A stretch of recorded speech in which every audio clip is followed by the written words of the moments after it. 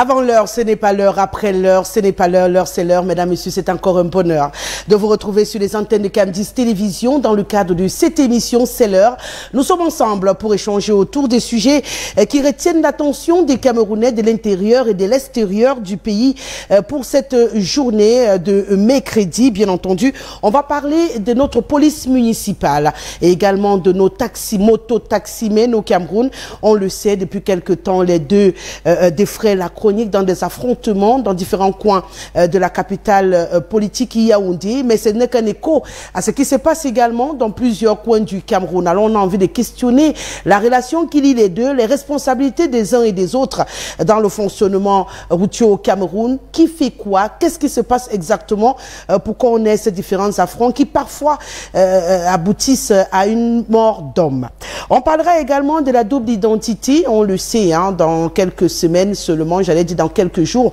On reviendra ici parler de l'annonce officielle de la DGSN qui nous annonçait bien sûr l'établissement de ces cartes nationales d'identité en 48 heures avec une possibilité d'être très vite servi, ce que tous les Camerounais attendent. Le délai de janvier 2025 avait été annoncé, donc tant qu'on n'a pas fini janvier, on ne parlera pas de ces établissements de cartes d'identité, mais la DGSN nous informe que 3,5 millions de cas de double identité sont répertoriés au Cameroun. L'État du Cameroun, à travers bien sûr la DGSN, a décidé d'offrir aux Camerounais l'opportunité d'aller solutionner ce problème pour pouvoir avoir finalement une carte nationale d'identité au Cameroun. Comment on fait pour être aussi nombreux dans cette situation? Comment y remédier? Comment éviter à l'avenir que ce chiffre ne soit revu à la hausse? Des questions qu'on se pose. Et bien sûr, avec le panel, on essayera d'apporter des éléments de réponse tout au long de cette émission. La vitrine, vous l'avez. Le temps d'un détour, on accueille le panel.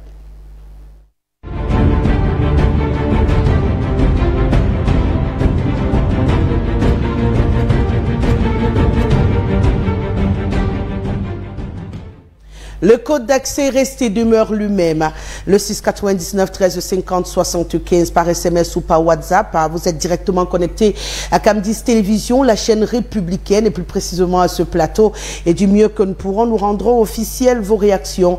Toutes nos plateformes sur les réseaux sociaux sont en mouvement également dès le coup d'envoi de cette émission. Donc si vous nous recevez via votre tablette hors du Cameroun, n'hésitez pas également à réagir puisque nous sommes en simultané sur notre page Facebook Cam10 Télévision. Une fois que je l'ai dit, bonsoir Lionel Nkungaba, on s'est redonné rendez-vous pour cette journée dont je démarre par vous. C'est un bonheur encore de vous avoir sur ce plateau. Pour les téléspectateurs nouveaux ce soir, on le rappelle, vous êtes membre du NEC, dont militant cadre du Social Democratic Front. C'est un bonheur de vous avoir. Bienvenue. Bonsoir Rosalie, bonsoir à mes companélistes, bonsoir aux millions de téléspectateurs de Cam10 TV, bonsoir également aux militants et sympathisants du Social Democratic Front, bonsoir aux militants du Social Democratic Front de la Ménois qui ont perdu notre coordonnateur départemental et qui sera inhumé ce week-end dans le Bamboutos. Bonsoir également à tous les Camerounais qui souffrent au quotidien, qui se peinent à pouvoir joindre les deux bouts. Bonsoir aux Camerounais qui sont alignés au boulevard du 20 mai pour pouvoir obtenir un sac de riz subventionné par, soi-disant subventionné par le régime en place.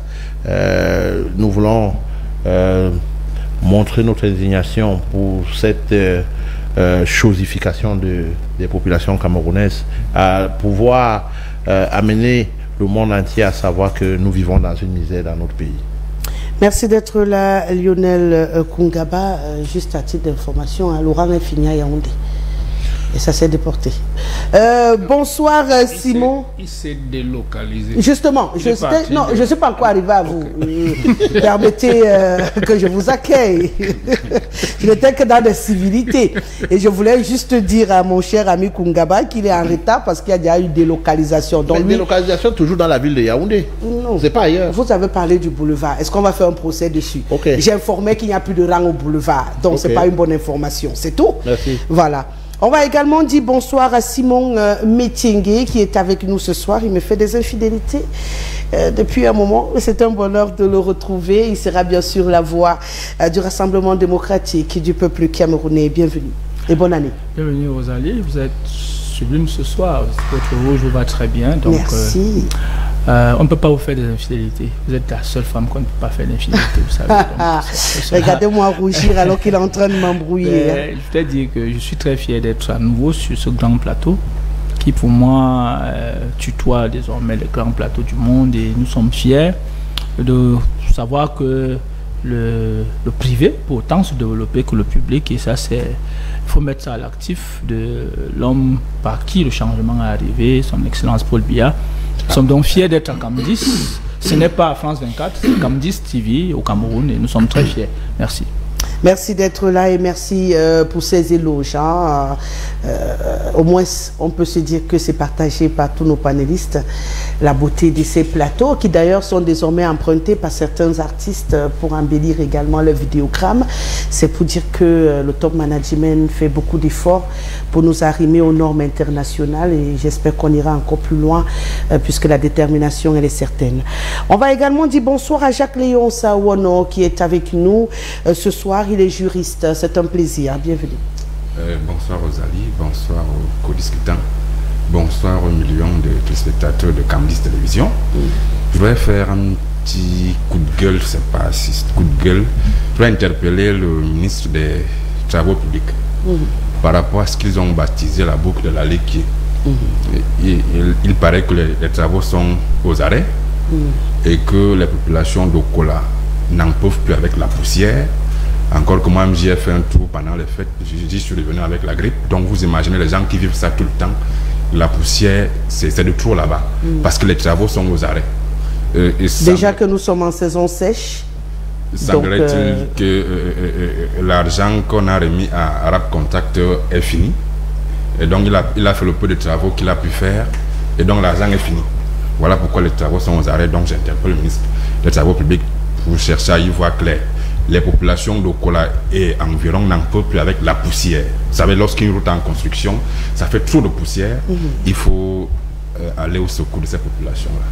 Je crois que le message est passé, hein, qui de droit ira enquêter sûrement pour comprendre, sauf si c'est prévu comme ça, peut-être une communication pour assurer ces populations-là et qu'elles sachent à quoi elles seront dégustées. C'est important souvent. Parfois, le manque de communication peut créer des frustrations qu'on n'attend pas. Merci d'être là, Jacques-Léon Sawono. Le professeur Messanga Obama est avec nous ce soir. Moi, c'est toujours un bonheur de l'avoir sur mon plateau. Je vais encore profiter de lui ce soir. Il est enseignant anthropologue, j'aime bien le dire, mais surtout il est enseignant dans la communication, un domaine qui me concerne encore plus. Donc c'est un plaisir de l'avoir chaque fois que je peux. Bienvenue, professeur. Merci Rosalie, je dis bonsoir à tous les copanélistes et surtout à tous les téléspectateurs qui nous regardent en ce moment. Je découvre avec bonheur que pour n'avoir pas fait les plateaux de télévision du monde, que je n'ai plus besoin de sortir. Il suffit de regarder ici pour comprendre ce qui se passe à CNN, à France 24, à LCI et tout le reste. C'est encore le bonheur de vivre à côté de ceux qui ont fait le tour du monde et qui ont vu les choses du monde. Et on en apprend beaucoup quand on est aux côtés de Monsieur Métiengue, qui est un ami. Un ami m'apprend toujours beaucoup de choses. Pourquoi j'ai la sensation d'avoir un ton ironique là, professeur? Vous avez voyagé aussi. Bon, ben, j'apprends beaucoup de lui. Il nous parle du plateau de France 24, c'est que normal qu'on puisse apprendre. J'apprends toujours beaucoup de lui. Hein. C'est un plaisir d'être avec lui. Et à côté de lui ce soir. D'accord. Vous aurez donc l'occasion de bien discuter, puisque vous êtes même côte à côte. C'est un bonheur pour nous tous. Je démarre avec vous. Hein. On connaît le principe dernier salué, premier à prendre la parole. Encore plus parce que c'est un problème de société et j'ai besoin que le décor soit planté. Professeur Messanga Obama, notre police municipale fait couler beaucoup d'encre et de salive depuis quelque temps. Pourtant, on a eu des tests qui ont été mis sur pied pour encadrer leur fonctionnement. On a l'impression qu'aujourd'hui, nous sommes un peu entre application et violation. Du coup, ça crée beaucoup de tensions dans nos routes au Cameroun. Et en face, on a un autre groupe, les mototaximens, qui, pour la plupart, naviguent au quotidien dans une sorte d'incivisme volontaire ou pas. On ne sait pas trop. Alors aujourd'hui, il y a quasiment un face-à-face entre les deux corps. Alors nous, on aimerait bien comprendre comment on en arrive là. Bien, on ne serait pas surpris si on avait prêté attention à un certain nombre de faits antérieurs. Oui. Quand le professeur Hubert Mononjanapé à son âme dit au Cameroun, on a déplacé la norme et on a normalisé l'écart, bien, on a seulement été touché par l'aspect poétique du propos, mais on n'a pas regardé la profondeur de ce propos. Alors, il décrivait là une situation culturelle très profonde que vit le pays depuis un certain temps. C'est-à-dire que la norme, la loi même, la loi qui est justement la norme, qui fixe ce qui doit être et ce qui ne doit pas l'être, a été déplacée. Et elle a été déplacée non pas de manière conventionnelle, mais par des pratiques. Des pratiques qui se sont installées et qui ont cours et qui régulent désormais notre vie. Ces pratiques, c'est quoi? Vous savez, quand il y a beaucoup d'ordre, on dit qu'il y a le désordre. Donc, c'est le désordre qui caractérise la société camerounaise. Et pour tenter d'y mettre de l'ordre, on ne peut que se porter en faux. Parce que aller contre l'ordre qui semble être le désordre, c'est aller en porte-à-faux avec ce qui se pratique, ce qui est courant. Regardez comment nous traversons la route, regardez comment nous nous comportons quand nous sommes à la banque, quand nous allons payer nos factures d'électricité et tout le reste. Vous comprenez que nous sommes habités par le refus de l'ordre. Vous dites, c'est même pas un seul corps. Si vous regardez la vente à la sauvette, vous voyez, on dit une police municipale. Moi, je plains les gens qui se sont engagés dans cette activité. C'est difficile d'y mettre de l'ordre. La police elle-même semble avoir abandonné. Vous savez, jusqu'à une certaine époque, on disait que les personnes en surcharge dans un taxi étaient dans une situation, comment est-ce que je dis, irrégulière, et qu'il fallait les pénaliser. Aujourd'hui, la police regarde admirative elle-même comment, je dis bien admirative, comment est-ce que les taxis défilent avec des gens, quand ils ne sont pas deux devant, ils sont trois devant. Bon, c'est ce qu'ils ont abandonné. Donc, quand la police municipale arrive pour tenter de mettre de l'ordre, elle ne peut que buter sur ce désordre qui est déjà dans les habitudes. Donc le problème que pose la confrontation entre taximen et police municipale est descriptif et indicateur du problème général de la société camerounaise aujourd'hui entre l'ordre et le désordre. Vous pouvez le regarder sur pratiquement tous les domaines de la vie publique. C'est assez ahurissant de voir ce qui se passe dans notre pays. C'est compliqué pour cette tâche d'être agent de la police municipale dans les grandes villes du Cameroun. C'est compliqué. Jacques Léonce Awono, le professeur a dit que pour toute cette police municipale, même si elle veut travailler correctement, malgré qu'elle est un peu dans le désordre, parce que pour lui, c'est deux corps qui sont d'abord plongés dans un désordre peut-être construit avec le temps. Symboliquement, il y a un qui représente l'ordre et un autre dans le désordre, la confrontation et la confrontation. Ah d'accord, donc pour vous, la police municipale est dans l'ordre et les mototaximens sont dans le désordre. Mettre de l'ordre dans la cité, dans la ville. C'est sa fonction. Mais elle bute contre un désordre qui est déjà pratiquement institutionnel. D'accord. Jacques Léonce, vous avez la même approche, une police municipale ordonnée, structurée, fonctionnelle, qui est là pour faire un travail, et en face des gens habitués au désordre qui ont du mal à accepter cet ordre qu'on voudrait imposer dans la ville, parce qu'étant déjà habitués à fonctionner de façon anormale. Pas exactement. Je préfère qu'on dise que la police municipale devrait être l'ordre. Parce que dans son fonctionnement régulier, elle se cadre régulièrement de l'ordre qu'elle est censée représenter. Parce que j'ai essayé de parcourir le texte qui réglemente cette police municipale. Je n'ai pas lu quelque part dans ce texte que cette police est censée violenter physiquement les Camerounais. Je n'ai pas lu quelque part qu'elle est censée arracher les motos des Camerounais. Donc, et pourtant, c'est ce qui se passe chaque jour. Encore que le texte en lui-même arrive en 2022, pendant que la police municipale existe depuis presque 10 ans au Cameroun. Donc, un texte qui réglemente encore, qui existe déjà, vous voyez que le temps de rattraper ce qui s'est passé et de se remettre dans l'ordre, ça fait beaucoup. Je me demande pourquoi est-ce que, avant qu'on ne mette sur pied cette police municipale, on n'a pas imaginé qu'il fallait d'abord prendre un texte qui réglemente son travail quotidien. Pourquoi c'est après, en 2022, hier qu'on prend ce texte. Donc, et aussi, il y a les motos-taximens. Il faut rappeler que c'est un phénomène désormais dans tous les pays africains où le chômage est rampant. Et le phénomène de moto-taxi est là. Vraiment, tous les jeunes qui n'arrivent pas à trouver un abri sur le plan de l'emploi sont obligés de se remettre dans ce domaine. Vous y verrez des jeunes lourdement diplômés, des licenciés, des docteurs même, parfois, qui font ça. Donc vous comprenez que à la base, le problème, c'est peut-être le sous-emploi et le chômage qui est rampant dans notre pays. C'est un secteur, effectivement, qui mérite d'être réglementé. Sauf que, actuellement, ceux qui sont censés réglementer ce secteur, eux-mêmes, sont presque dépassés par les événements. Parce que chaque jeune qui va assumer son existence au Cameroun, qui a fait beaucoup de concours, qui est diplômé, est obligé de s'acheter une moto et de commencer à acheter son pain quotidien.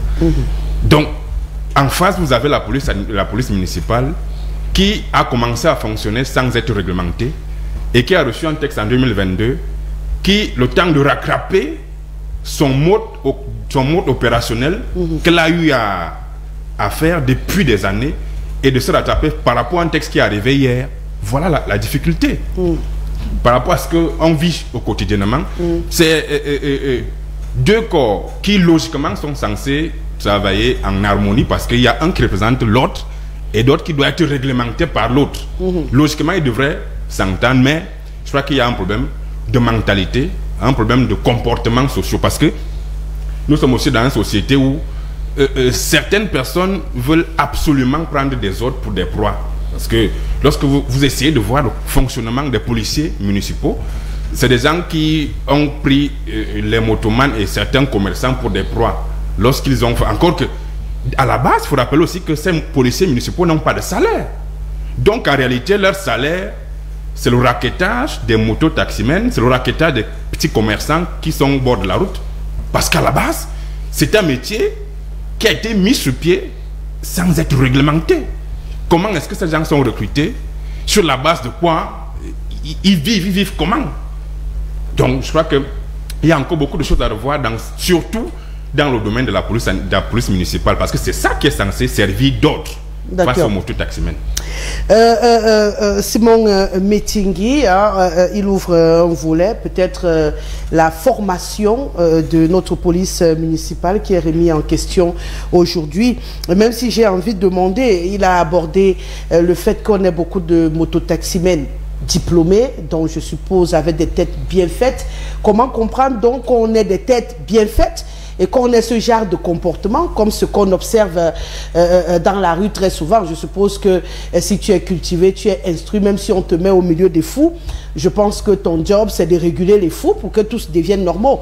Mais si après toi tu deviens plus anormal que les fous, j'ai envie de questionner le mot diplômé des benskinners également au Cameroun, comme on les appelle communément. En face d'eux, on a ce qu'on a baptisé les Awara, parce que c'est l'expression qui passe le plus au Cameroun. Une police municipale aujourd'hui contestée, et lui il dit sans salaire, qui essaie de trouver sa pitance dans la rue, quitte à violer les règles qui sont censées la réguler. Est-ce que dans ce genre d'environnement, on peut réussir à réorchestrer la machine? Non, il faut regarder la chose sur deux angles. Le premier angle, c'est que la police municipale s'occupe du bon ordre et des questions d'assainissement.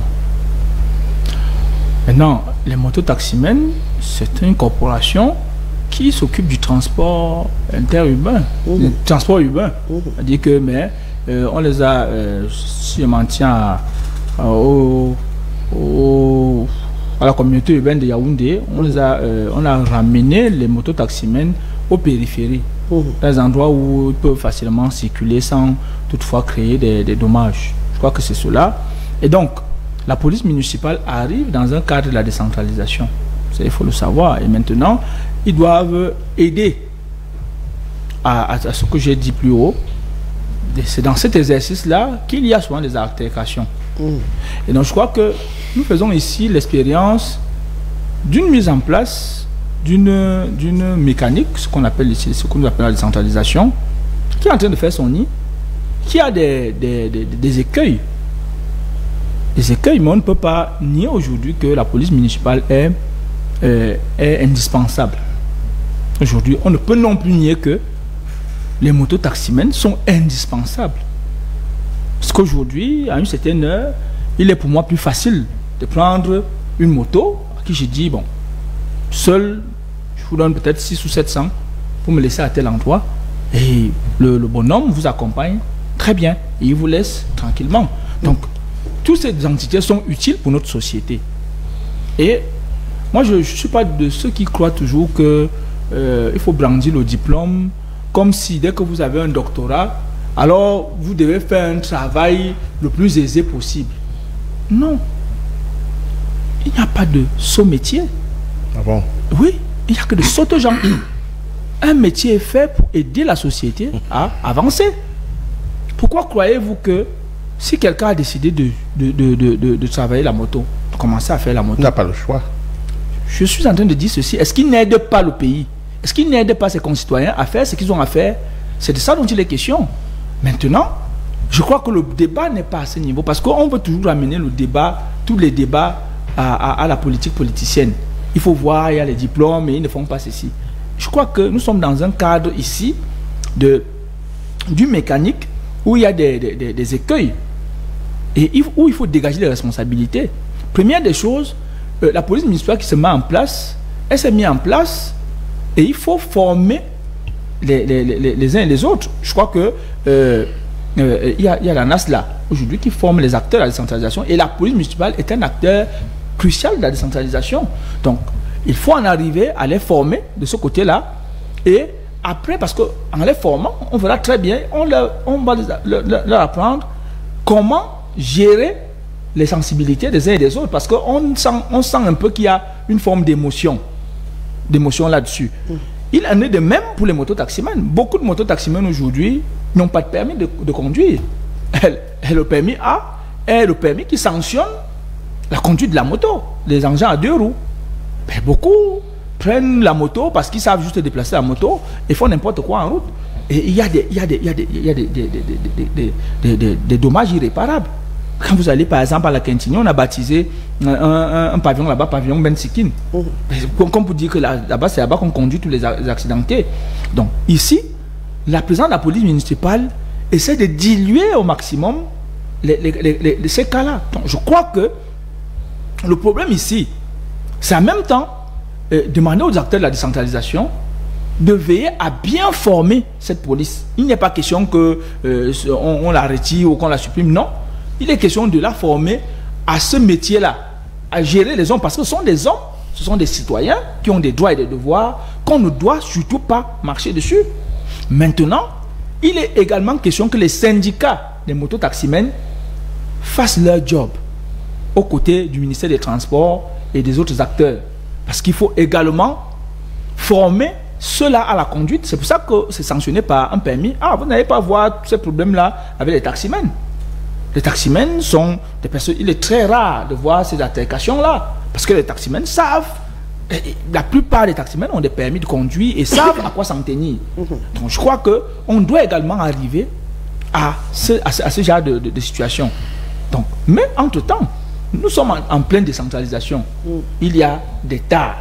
Il y a des tares qu'il faut corriger. Et je salue la rédaction centrale de Camdis TV qui trouve qu'il est de bon ton, parce que quand on dit que c'est pas facile, c'est-à-dire que essayer d'évaluer le travail fait par les uns et les autres sur le terrain et de voir comment contourner les écueils et autres et de ne pouvoir avancer qu'avec ce qui est bien. Bien entendu, hein, puisque vous le dites si bien, Simon Metingé, les mototaximens sont indispensables au Cameroun.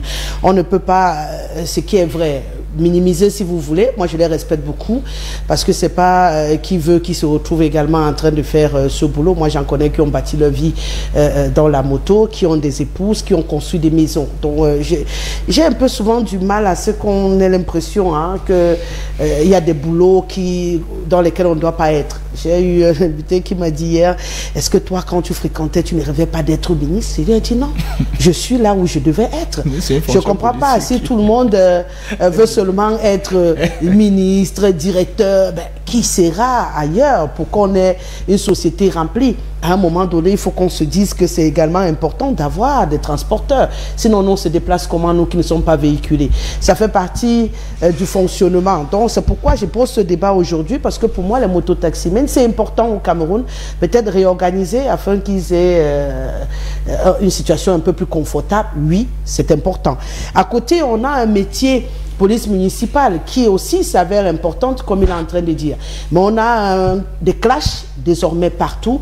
Nous, on voudrait sortir de là, Lionel Koungaba. Qu'est-ce qui se passe? Tout le monde parle de formation. Peut-être on va entrer en profondeur sur ce coup. Il manque de formation, beaucoup d'émotions peut-être. Je pense, dans le dernier test, on a demandé qu'il soit formé, non? Si j'ai bonne mémoire. Qu'est-ce qui freine? Qu'est-ce qui empêche cette formation? Rosalie, il est à noter que la police municipale a été mise sur pied dans les années 2000 et nous sommes à plus de 10 ans qu'ils existent dans les différentes collectivités territoriales décentralisées, et nous avons toujours remarqué que ceux-là qui travaillent dans ces différentes unités de police municipale sont des personnes un peu violentes. Avec beaucoup de regards qu'on a essayé de mettre, on s'est rendu compte que ce sont des badauds qu'on recrute le plus souvent, ceux-là qui peuvent faire la brutalité. Des gros bras. Des gros bras, parce qu'on estime qu'en face, on a des Benskinas qui sont têtus. Il faut bien qu'il y ait des gens qui peuvent répondre à la vitesse. Mais je me dis, ceux-là qui ont réfléchi dans ce sens ont complètement faussé le jeu dès le départ. Parce que lorsque vous avez en face de vous quelqu'un qui ne peut pas être pédagogue, c'est difficile pour lui de vous amener à exécuter la loi. Vous verrez que parfois vous passez une barrière ou un contrôle de police municipale, il y a des motos qui circulent librement et il y a certains constats. Ceux-là qui circulent librement, c'est ceux-là qui ont, ils appellent ça poser, ça veut dire donner quelque chose pour pouvoir circuler dans cette circonférence-là ou dans cette zone-là toute la journée. Et ça frustre ceux-là qui ne sont pas capables de donner et qu'on les arrête. Autre chose que nous devons savoir, c'est que la corporation des Benskinas, ce sont souvent des corporations qui sont bien organisées. Mais à l'intérieur, nous avons des brebis galeuses. Ceux-là qui arrachent les sacs, ceux-là qui n'ont même pas de permis, ceux-là qui font des agressions, qui portent les gens et les amènent à agresser, et bien d'autres. Le rôle de la police municipale devait être ce rôle de pouvoir réguler, de pouvoir contrôler, de pouvoir sensibiliser. Mais on s'est rendu compte que la police municipale est devenue le bourreau et les Benskinas des victimes. Vous ne pouvez pas prendre des hommes qui n'ont même pas une petite formation de réarmement moral. N'en parlons même pas d'une formation, parce que normalement, ce qu'ils devaient avoir, c'est une formation paramilitaire pour permettre d'avoir une maîtrise en soi face aux attaques qu'ils ont, par exemple, aux Benskinas, leur donner les techniques d'interpellation, parce que Rosalie, si vous avez déjà vécu où ces gars interpellent les motos, vous allez comprendre que parfois c'est la guerre. Si vous êtes placé là, vous êtes au volant et qu'on interpelle une moto à côté de vous, vous allez vous dire peut-être c'est l'agression ou c'est quelque chose. Oui, j'ai déjà vécu. Donc il y a tout ça qu'il faut voir. Lorsque la loi est au risque parfois de renverser même le passager, justement, parce qu'il faut qui est derrière, hein, c'est parfois violent. Si le Benskina résiste, même le passager est en danger. Et la majorité des cas, sur 100 cas, 80 cas, c'est toujours avec brutalité. Bagarre, parfois, il y a des dommages qui sont causés sur la moto. Il est à noter également qu'il y a des brebis galeuses parmi les éléments de la police municipale. Lorsqu'ils récupèrent votre moto, ils disparaissent, vous ne voyez plus la moto. Il y a eu des cas comme ça qui ont été signalés abondamment. Et nous avons vu la violence dont ils utilisent sur les êtres humains. Une vidéo a circulé sur la toile. Ça a été viral, je crois, avant-hier. Parlant de la police municipale de Yaoundé 3e. Une autre hier au rond-point sous-préfecture Tinga.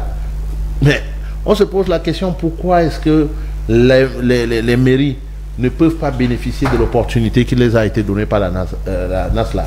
Parce que cette année 2025, il y a 2 sessions. Et ce sont des formations à la carte, 3 mois. Et ce sont des formations qui permettent à ce que vous vous impliquez, vous vous intégrez et que vous travaillez ce noble métier donc est la police municipale. Il y en a qui ont voulu, qui ont fait des concours de la police, qui ont fait le concours de la gendarmerie, qui ont fait le concours de l'armée, qui n'ont pas pu. Et quand ils se retrouvent dans la police municipale, ils se croient gendarmes, ils se croient policiers. Ils interpellent un individu, quelqu'un qui ne sait même pas lire, vous demande de lui présenter votre carte d'identité et le permis de conduire. Vous vous posez la question, dès que je lui présente ça, comment est-ce qu'il va savoir si c'est même déjà un permis A ou le B, ou c'est même déjà un bon permis ou pas? Il y a tous ces cacophonies-là. Et il faut dire, Rosalie, c'est une niche d'argent pour les maires. Vous blaguez avec la police municipale dans une mairie, vous êtes fini. Il y a des maires qui ont même sous-traité la police municipale. Je prends les mairies des grandes villes comme Douala. Je connais des mairies qui ont sous-traité la police municipale. Des individus vont louer un enclos, louer un très grand espace, et ce sont eux qui portent les voitures. Quand on vient, vous avez mal garé, on n'a pas besoin de vous sensibiliser ou de mettre le sabot. On remonte directement, on va avec. J'ai un frère que s'il n'avait pas le GPS sur la voiture, il ne devait pas savoir où on est allé avec son véhicule. Je dis à peine 30 minutes, il a garé, il est entré dans une surface. Le temps qu'il sort, on avait remonté le véhicule, on est parti avec. C'est à travers le GPS qu'on a pu repérer. Et ce n'était pas la communauté urbaine. Donc un sous-traitant qui le fait. Et c'est comme ça que ces benskinners vivent au quotidien. Moi, je ne suis pas de ceux-là qui promeuvent la violence. Si les benskinners sont violents, vraiment, il va falloir qu'il y ait une méthode, qu'on utilise des manières pour pouvoir les amener à comprendre. Il y a des choses que, quand on parle des benskinners, je me pose la question de savoir si vous connaissez vraiment ces corporations-là. Ils sont plus solidaires et plus respectueux que tous. Peut-être le souci dans cette solidarité, c'est qu'elle est parfois mal effectuée, même quand leur... je ne veux pas dire leur frère, mais leur confrère est fautif.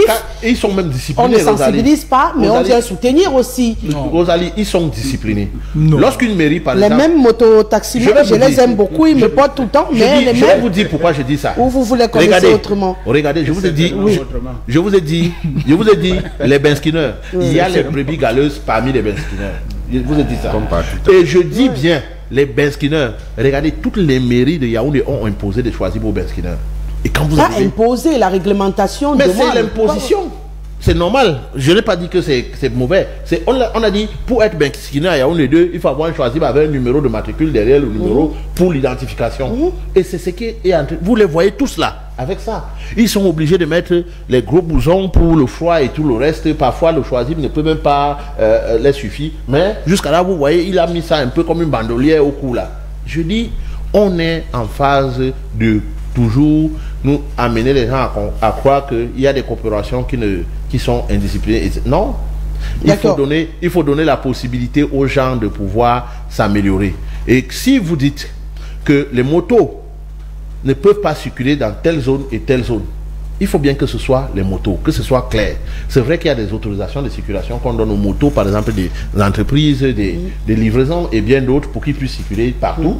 Mais ceux-là qui font dans le commerce, vous ne pouvez pas avoir un collègue avec qui vous êtes à la même gare routière. Quand vous passez, lui passe comme bonjour. Et parfois, on le salue même avec le café. Et vous passez là, on vous interpelle. Et c'est la bagarre qui commence. Et c'est ceci. On n'a pas formé ces jeunes qui sont dans la rue et qui interpellent parfois des autorités. Je me rappelle, la police municipale a interpellé un diplomate à Yaoundé, à Yaoundé 2e. Ça a causé un incident. Parce qu'ils étaient au contrôle pour contrôler l'impôt libératoire, mais eux, ils outrepassaient leur pouvoir, qui était de contrôler l'impôt libératoire des taxis. à interpeller les véhicules personnels, jusqu'à aller interpeller un véhicule CD et faire attendre le monsieur pendant longtemps. Ça a causé un scandale. D'accord. Oui, professeur, vous vouliez réagir? Oui, je voudrais réagir sur l'orientation générale même du débat et de l'analyse. Je crois que le problème était de comprendre pourquoi il y a un clash entre la police municipale et les mototaximens. Je crois que c'était d'abord ça le problème. Oui. On va voir le reste par la suite. Et j'ai dit, à l'entame de mon propos, que le clash... Même si le reste n'est pas à dissocier, parce que ça explique aussi pourquoi les comportements... Dans les détails, on va trouver bien des éléments. Mais je dis quand même qu'il faut comprendre de manière symbolique qu'il y a d'un côté un représentant de l'ordre et de l'autre côté un qui est dans le désordre. Ça, c'est une évidence. Alors, vous n'êtes pas d'accord avec Kungaba qui dit que les Benskiners sont très ordonnés? Bon, il a un regard sur les Benskiners qu'il connaît. J'ai un autre sur ceux que je connais. Je ne suis pas sûr que vous êtes plus des Benskiners que moi, prof. Non, je ne fais pas de comparaison. Et c'est pour ça que je fais bien la distinction entre ceux que vous connaissez et ceux que moi je connais. Bien, alors, j'ai dit, pour ce qui est de l'ordre, à Yaoundé par exemple, il a été décidé que sur les grands axes, il n'y a pas de transport par moto, mais des grands axes vers les quartiers, vers l'intérieur des quartiers, alors les motos peuvent servir. Mais vous allez vous rendre compte que quotidiennement et régulièrement, les motos viennent sur les grands axes. Ça s'appelle le désordre. Je ne sais pas comment on peut appeler ça autrement. Parce que lorsqu'on a fixé des normes, lorsqu'on a fixé des règles, ceux qui les enfreignent ne sont plus dans l'ordre, sont dans le désordre. Et je dis donc, ça ce n'est qu'un élément de la démonstration que je fais. Lorsque vous regardez le reste, comment est-ce qu'ils occupent la chaussée? Je ne pense pas que ce soit de l'ordre. Vous allez voir que même là où on leur a donné un espace pour qu'ils stationnent, ce n'est pas toujours dans l'ordre que cela se passe. Bon, on a évoqué tantôt les diplômes et tout le reste, c'est vrai, bon, je n'en disconviens pas, il y a des diplômés dans la moto, et ça c'est quelque chose que nous déplorons tous lorsqu'on regarde la destination des études au Cameroun. Ça fait mal de voir quelqu'un qui a perdu beaucoup de temps à l'école, qui pensait être quelque chose, et qui se retrouve par désespoir de cause. Notre frère Simon dit que c'est très bien. Mais ce n'est pas là mon problème. Mon propos est que lorsqu'on a justement été formé à l'école, lorsqu'on a eu un diplôme et que l'on veut faire quelque chose, on le fait dans l'ordre, on le fait de manière à optimiser son rendement et de manière à faire la différence avec ceux qui ne sont pas allés à l'école. Si c'était ça le problème, on en parlerait autrement. Mais ce qui caractérise le travail de la moto, c'est justement ce manque d'ordre. Lorsque vous étendez votre regard sur une ville comme Douala, c'est encore pire. Le quartier que j'ai le plus connu, c'est Ndokoti. Lorsque vous vivez à Ndokoti actuellement, vraiment c'est infernal. Infernal, j'ai dit, même dans la circulation, la moto exploite le moindre espace, indépendamment du côté de la circulation, et j'appelle ça le désordre. Donc, lorsqu'un corps arrive pour y mettre de l'ordre, ça ne peut apporter qu'un clash. Et c'est ça qui explique le clash. Mais maintenant, dans les pratiques, oui, je suis d'accord avec ceux qui déplorent le fait que la police municipale s'illustre par la violence. Et ça aussi, c'est structurel. Vous savez, la décolonisation qui n'a pas été achevée chez nous a laissé le cordon avec les pratiques coloniales. C'est pour ça qu'on parle tantôt de néocolonialisme. Et la police municipale rentre dans l'appareil répressif. Et ce qui caractérise l'appareil répressif dans les pays néocolonisés, c'est la brutalité. Cette brutalité n'est pas le fait spécifique de la police municipale. Vous allez le trouver dans la police, vous allez le trouver dans tous les autres corps de l'appareil répressif. Le débat sur la torture au Cameroun n'est pas encore clos. Et ce n'est pas la police municipale qui fait, c'est tout ce corps, c'est tout cet ensemble, le traitement des gens dans les prisons, comment est-ce que les gens sont traités dans les prisons, comment est-ce que ça se passe. J'ai eu un enfant qui a été interpellé dans une gendarmerie. Je ne peux pas vous dire ce qui se passe à l'intérieur. À l'intérieur de la brigade, son téléphone, pourtant déchargé à la main courante, a été volé à l'intérieur. Comment vous pouvez comprendre ce genre de situation? Et il n'était pas en mesure de reprendre son téléphone parce que l'urgence était d'abord de quitter cet environnement. On ne peut plus faire la querelle pour un téléphone volé. J'ai dit, est bien déchargé à la brigade. Il n'est pas seul. Il y a eu d'autres cas comme ça. Donc, il y a un fonctionnement caractéristique de l'appareil répressif dans tous ses démembrements qui est la violence. La violence est ce fait-là. Et lorsqu'on a dans une police municipale qui rentre dans cette catégorie, elle s'illustre par la violence. Mais le simple fait de cette violence n'explique pas le clash avec les autres. Avec les mototaximens. Oui, c'est le fait que les mototaximens, dans leur fonctionnement, il a parlé de solidarité, ils sont excessivement solidaires, ça moi je suis d'accord. Sauf que même dans le tort, dans la négativité. Non, vous dans le tort, c'est le mot. Vous conduisez votre véhicule. Un conducteur de moto vient vous heurter. Maintenant, vous ne suivez pas. Il vient vous heurter. Il suffit qu'il tombe. Les autres font le tour, ils vous bouclent, ils font la justice. C'est-à-dire, je ne sais pas si c'est ça qu'on va brandir comme solidarité. Non, c'est une solidarité de désordre. J'ai dit, pour comprendre le clash, c'est d'abord opposer ces deux catégories et symboliquement leurs activités. C'est ça qui explique. Bon, mais maintenant, les débordements, il y en a des deux côtés. Ça, c'est évident. Ce que j'ai montré sur les conducteurs de moto, je le démontre aussi par les pratiques structurelles de violence de l'appareil répressif dans lequel s'inscrit. Est-ce qu'on peut y remédier? Est-ce qu'on peut y remédier? On peut y remédier si on restructure l'ensemble, parce qu'on ne peut pas croire qu'on va extraire un seul élément et en faire un modèle quand l'ensemble fonctionne autrement. Les principes, beaucoup l'ont dit de manière parcellaire ici. Bon, il y en a qui ont voulu être gendarmes, qui n'ont pas pu, quand ils arrivent, ils font comme les gendarmes. Ça veut dire que les gendarmes procèdent aussi par la violence.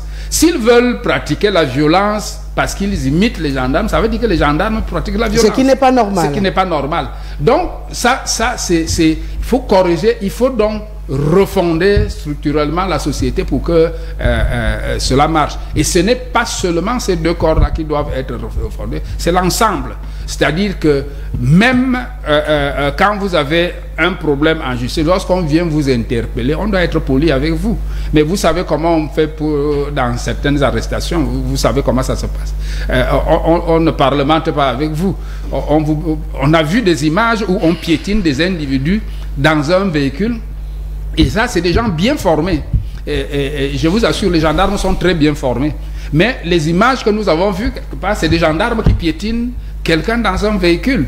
Donc, ce n'est pas tant le problème de la formation qui est clé, c'est le problème de la restructuration et du conditionnement des corps de manière générale qui fait qu'une société aille dans un sens ou dans un autre. Lionel Koungaba, la question sera valable pour tout le monde. Des idées pour qu'on puisse sortir de cette grosse tension qui existe désormais. On en est arrivé où on menace d'autres de mort dans la rue. Et alors il faut trouver des moyens pour sortir de là. Alors, moi je pense qu'il est bon temps que les chefs d'exécutif communal puissent prendre des mesures de formation, parce que ces formations qui sont proposées par la NASLA sont des formations à la carte, 3 mois c'est pas tuant. C'est gratuit? Non, c'est payant. Ah d'accord. On ne peut pas, une école comme la NASLA ne peut pas c'est plus expliquer cela. On ne peut pas, sauf si la police municipale produit de l'argent. Qu'est-ce qui empêche la mairie de pouvoir payer ceux-là qui travaillent à la police municipale d'être bien formés et de mieux travailler? Et je pense que s'ils sont bien formés, les recettes vont même augmenter. Donc il y a d'abord ça. Autre chose, c'est que il faut déjà essayer de voir valoriser les métiers dans notre pays. Vraiment, la majorité de ceux-là qui sont sur les guidons ou qui pilotent les motos sur nos routes savent que leur vie, ils ont perdu. C'est pour cela que vous verrez quelqu'un qui a une licence, un master, quand il devient beskineur, il est toujours prêt à vous dire ta main pont, à vous donner, à vous proférer des propos injurieux. Quand vous regardez, vous dites, mais c'est celui-ci avec qui j'étais en fac qui faisait... J'ai questionné tout à l'heure justement ce que vous avez mis dans le diplôme. Il y a de la frustration, déjà qu'il faut le gérer. Essayez de professionnaliser notre éducation. Parce que si un jeune commence à fréquenter dès le secondaire et se professionnalise, il n'ira pas... Par exemple, il va se retrouver là-bas étant fier. Pas aller faire la moto sans auto-école. Autre chose que vous deviez savoir, Rosalie, c'est que la majorité des conducteurs de moto apprennent sur le tas. Dites-moi, depuis que vous marchez dans la ville de Yaoundé, combien d'auto-écoles pour moto avez-vous déjà vu?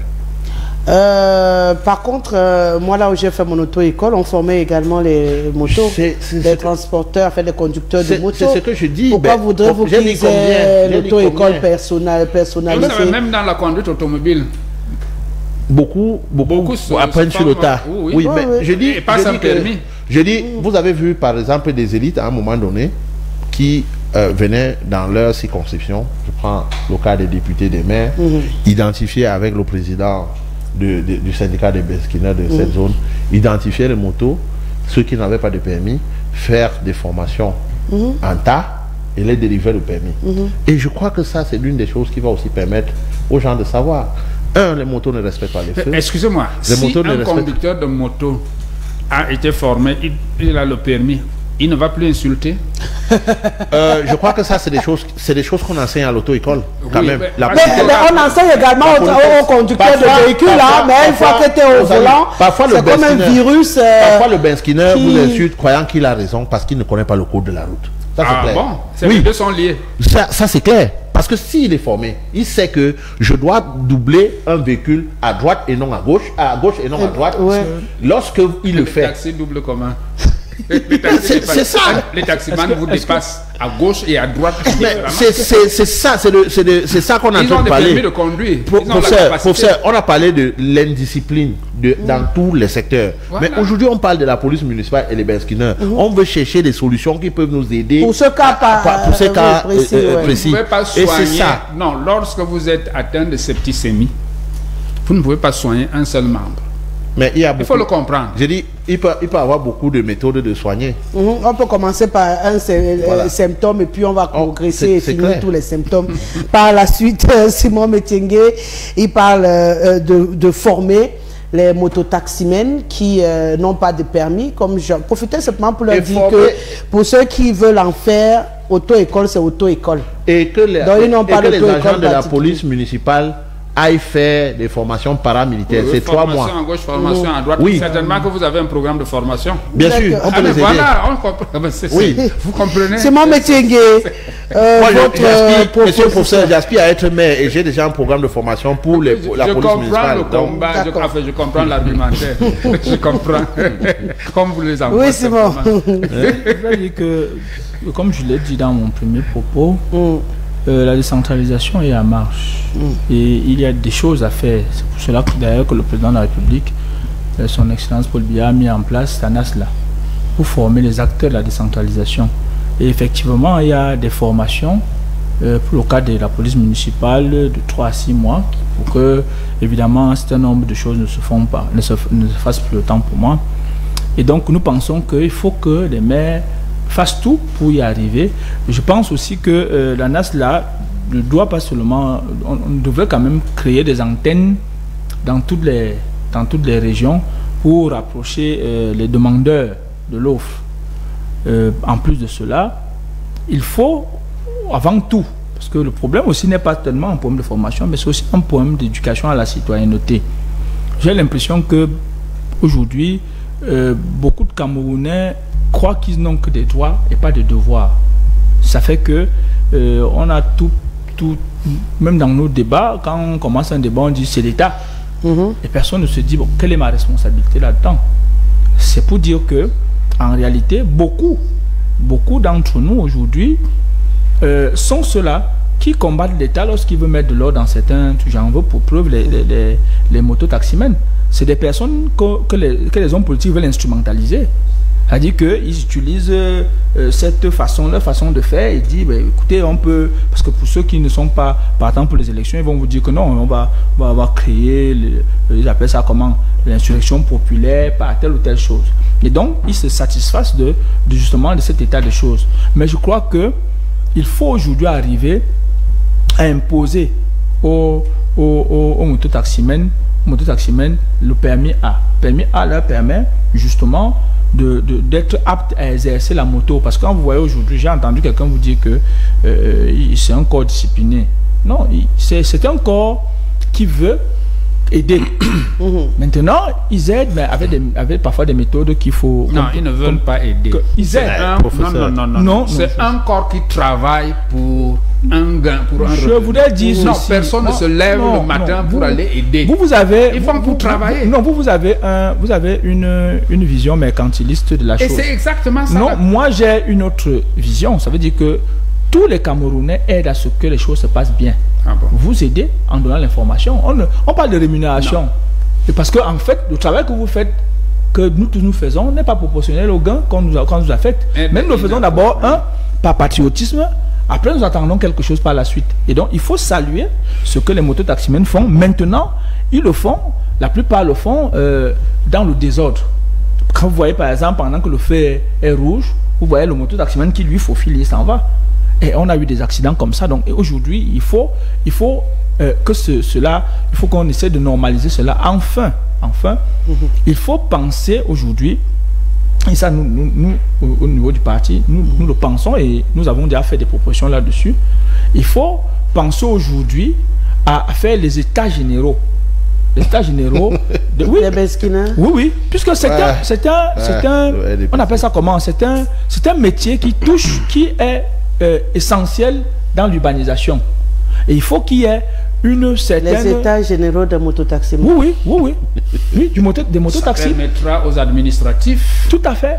De justifier... Non, parce que voilà, c'est pour ça que je dis que, c'est pour ça que je dis que vous avez toujours... États généraux, vous attendez quoi? Quand vous mettez états généraux, qu'est-ce que vous attendez? Nous attendons plusieurs choses. Oui. Nous attendons de mettre le mototaximen au cœur de l'urbanisation, de lui faire comprendre que voilà votre rôle, parce que la plupart d'entre eux entrent comme ça dans le... En 2 ou 3 jours, vous allez pouvoir le faire. En 2 ou 3 jours, vous allez pouvoir le faire. Je vais vous prendre un cas de figure. Les syndicats sont là pourquoi? Pourquoi vous croyez que les corporations ne se mettent en place? Pourquoi? On attend encore les résultats des états généraux de l'éducation. Voilà, on attend que cela vous voilà le problème. Le résultat. Voilà le problème des Camerounais, c'est que en fait, non, ils pas sont des Camerounais, hostiles de Messanga Obama. De beaucoup de Camerounais, notamment le professeur Messanga Obama, parce qu'il croit que si les états généraux sur le personnel éducatif est en peine, alors on ne devrait rien faire ailleurs. Non, je crois que... Il faut faire des choses qui ont un résultat. Non, le résultat... Sinon, on est dans l'agitation. Nous parlons de quoi? Nous parlons de quoi ici? Nous parlons... Nous parlons des éléments qui coincent. Des parlons des éléments qui coincent. Et généralement, c'est vous qui dites souvent que le gouvernement ne dialogue pas. Les états généraux, c'est un cadre de dialogue. Pourquoi aujourd'hui vous êtes réticents? Alors que c'est vous qui donnez les leçons à chaque fois, qu'ils ne parlent pas, ils font ceci, ils font la répression et autres. Nous pensons que si vous n'arrivez pas à ordonner le formel avec les états généraux, je vous vois mal de discipliner l'informel avec les états généraux. Non, je suis désolé. Les états généraux sont un cadre pour sortir. Un cadre de on dialogue. A noté, il faut de dialogue entre les acteurs d'une activité. C'est ça dont il est question. D'accord, on organise les états généraux des mototaximens. Parce que certains hommes politiques veulent les utiliser en l'état. Et ensuite, après les états, s'il vous plaît, après les états généraux, mon ami de mototaximens, qu'est-ce qu'on fait? Est-ce que j'ai sorti un secret? C'est bon? Non, il y a des hommes politiques à Douala qui manipulent. Oui, donc c'est ce que je voulais dire. Ce que vous proposez, professeur, on respire. Jacques Léonce, qu'est-ce que vous suggérez? On a les états généraux ici, on a des formations là-bas. Lui, il dit que c'est systémique, il faut étaler plus large pour pouvoir résoudre ce problème. Vous? je rejoins le professeur. Le problème est structurel. Vraiment, on aura beau former les policiers municipaux, même les mototaximens, que rien ne changerait. Nous sommes fatalement dans une société en putréfaction très avancée. Il n'y a plus de morale, il n'y a plus de civisme. Tout le monde est violent. Et le problème entre les mototaximens et les policiers municipaux, c'est la violence. C'est-à-dire que les policiers municipaux, lorsqu'ils viennent vers les mototaximens, c'est avec beaucoup de violence. Et en retour, les mototaximens leur servent la violence. Comme des femmes. Nous sommes donc dans une société qui est devenue fatalement violente. Exact. Parce que le problème est structurel. Très peu ont tout pris et beaucoup n'ont rien. Ça crée des frustrations. Ça crée des frustrations. Et Simon Panry, mais c'est que j'ai raison. Simon Panry, mais c'est que j'ai raison. Non, vous n'avez pas raison. C'est ce qui explique le fait que tout le monde soit devenu violent. Non, c'est l'absence de formation. Parce que c'est la frustration. C'est ceux qui sont allés interpeller un avocat qui le piétinait dans la voiture n'étaient pas formés. Ils n'étaient pas formés. Ils n'étaient pas formés, c'est là. C'est l'absence de formation. Ils étaient très formés. Nous parlons d'un cas isolé. Le problème est structurel. C'est pas un cas isolé. Nous sommes dans une société. Les gendarmes le font pas. Nous sommes dans une société qui est fatalement devenue violente. Parce que les gens sont frustrés. Si vous parcourez notre société, quelqu'un n'arrive plus à dire, on n'arrive plus à dire bonjour pour rien. Si quelqu'un vous dit bonjour, c'est parce qu'il attend une information derrière. Parfois, vous dites bonjour à quelqu'un, vous dit, pourquoi vous voulez quoi? Pourquoi vous bloquez? Les gens n'arrivent plus. Pourquoi vous bloquez? Les gens n'arrivent plus à être polis parce que les frustrations, la société va en volo. Et il n'y a plus de morale. Donc, je crois que le problème est structurel. Il faut vraiment... on aura beau former les policiers, même les mototaximens. Qu'est-ce qu'il faut vraiment, il faut changer de paradigme. le système en place a fatalement rendu les Camerounais violents à cause des frustrations qu'ils font vivre quotidiennement aux Camerounais. J'ai dit que très peu tout près, beaucoup ne rien. Rien que ça peut rendre une société violente. Parce que quand quelqu'un se lève le matin, lorsque vous avez un mototaximen qui est licencié, qui est même doctorant, et le professeur disait qu'il doit être le reflet parce qu'il a fait les études. Mais que non. Les études, c'est un investissement. Lorsque quelqu'un fréquente de la maternelle jusqu'à un cycle doctorat, c'est beaucoup d'argent. C'est pour être quoi? C'est un investissement. Donc, on est censé être dans un retour sur investissement. Lorsqu'il finit de fréquenter, il doit trouver un moyen de faire quelque chose qui devrait lui permettre de revenir sur ce lourd investissement dans l'école. Lorsqu'il n'arrive pas à le faire, qu'il se retrouve derrière une moto, il est frustré parce qu'il ne devrait pas être là. Il voit son camarade qui était médiocre. Il voit son camarade qui était le dernier, qui est directeur dans un truc là parce que son oncle est ministre. Parce qu'il est du RDPC. Ça fait des frustrations. Et s'il vous plaît, c'est un monsieur qui a fait les NAM 10 fois et qui a échoué toutes les fois. Donc lorsqu'il est derrière la moto, c'est un garçon très frustré et qui est obligé d'être violent. Vous croyez que la moto a pas réussi sa vie? Pourquoi vous l'avez évité? Donc en réalité, je sais pas. Le problème, vous avez évité de conduire la moto. Le problème est structurel. C'est un choix. Il faut changer. Voilà, vous avez le choix. S'il vous plaît, on s'écoute. Il faut changer radicalement. S'il vous plaît, il n'y a pas de débat dans le débat, il a la parole. À travers un changement de paradigme. Non, moi je n'ai pas d'argent pour acheter la moto. Oui, Simon fait toujours la diversion. Donc, je suis à pied. Il faut changer de système. Notre système politique a fatalement rendu les Camerounais violents à cause de sa gouvernance. On fait parler quelques téléspectateurs avant de passer à la prochaine thématique. Je pense que les maires d'arrondissement, je vais prendre depuis le début. Bonsoir Rosalie, je salue le panel. L'année passée, nous avons eu 2 morts sur l'axe Mbala 2 à cause de ce phénomène, mototaximène et police municipale. Le préfet du Fundi avait alors suspendu l'activité de la police municipale. Nous avons juste constaté le retour de ces agents sur la voie publique, non sans avoir cherché à régler le problème à la base. Vous avez vu les vidéos ces derniers mois dans les villes de Douala et Yaoundé, une violence à nul autre pareil. Le dernier cas, c'est celui de Tinga. Non, non et non. Notre pays ne mérite pas ça. Nous sommes tous Camerounais. Je pense que les mairies d'arrondissement de nos villes doivent faire leur travail. J'ai bien dit les mairies d'arrondissement. 1. Il faut enlever le nom de police municipale pour agent communal pour éviter l'amalgame. Le mot police apparemment leur monte à la tête et puis ils se prennent pour de vrais policiers. Donc il faut appeler agent communal. 2. Les mototaximens doivent être identifiés par les mairies d'arrondissement et chacune doit choisir une couleur de chasuble et la même couleur sur le réservoir. 3, les agents communaux doivent être formés pour appuyer la police, pour réguler la circulation et faciliter les élèves à traverser la route. 4, une fois que les mairies d'arrondissement ont procédé à l'identification des mototaximens en collaboration avec les responsables syndicaux, on n'aura plus besoin de la répression sur la voie publique. Ils devront mettre en place des mécanismes permettant à ces derniers de s'acquitter de leurs impôts libératoires et autres. Il faut noter à l'endroit de Léon Sawono que l'activité de mototaximen nourrit bien son homme.